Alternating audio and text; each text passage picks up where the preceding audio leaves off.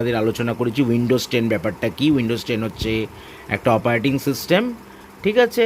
Windows 10-এর এইগুলোকে icon বলা হয়, এটার ফিচার্সটা অন্যরকম। আমরা যদি ওয়ার্ডের ওপর ক্লাস করতে চাই তাহলে এখানে রানে গিয়ে শর্টকাটে আমরা ওয়ার্ড লিখতে পারি। ওয়ার্ড লিখলে এখান থেকে আমাদের এই ওয়ার্ডটা খোলা যায়।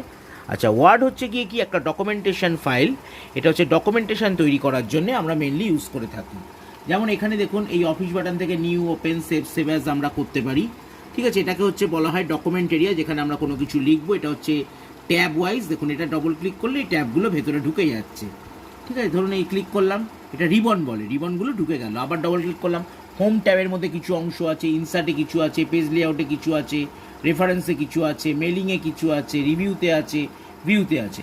আচ্ছা, এই অফিস বাটনের মধ্যে কী অপশান থাকে? New, open, save as, print, PPR, এগুলো, ঠিক আছে। আপনারা প্রথম দিন একদম ফার্স্ট দিন ওয়ার্ডের মেনু ফিচার্সগুলো দেখে নিন, পরের দিন আমরা এক একটা করে ট্যাব বা মেনু ডিসকাস আলোচনা করব।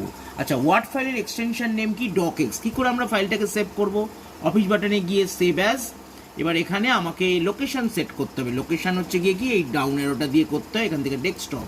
এবার ফাইলের নাম দিলাম আমরা হচ্ছে রাজা। আচ্ছা, ওয়ার্ড ফাইলের এক্সটেনশন হচ্ছে, দেখুন এখানে টাইপ দেখা আছে ডকএক্স, তাহলে সেভ বাটনে ক্লিক করলাম, ঠিক আছে। তাহলে আপনারা দেখলেন আজকের প্রথম দিনের ক্লাসে হোম, ইনসার্ট, পেজ লেআউট